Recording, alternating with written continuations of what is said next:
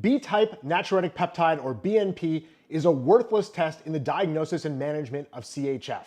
This test gets ordered all the time in patients with shortness of breath, the idea being that if the BNP is elevated, the patient has a CHF exacerbation. If the BNP is normal, they don't have a CHF exacerbation. But this doesn't really pan out.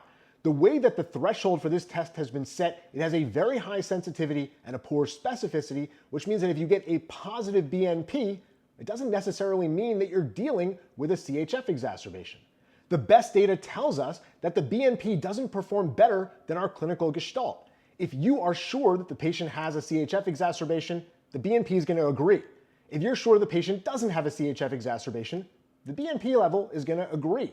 If you are torn as to whether this is a CHF exacerbation or not, the ideal place for this test, the test isn't going to help you because it's going to sit right in the gray zone and it's not going to give you an answer. Here's the thing though, we can improve upon our clinical gestalt by adding POCUS. The data tells us that our clinical gestalt plus POCUS performs far better than a BNP. The other place where people like to use BNP is in guiding our diuresis, but this JAMA study tells us that doesn't really pan out either. A BNP-driven diuresis strategy is no better than a clinically driven strategy. Bottom line is that BNP isn't useful in either the diagnosis or the management of acute CHF exacerbations.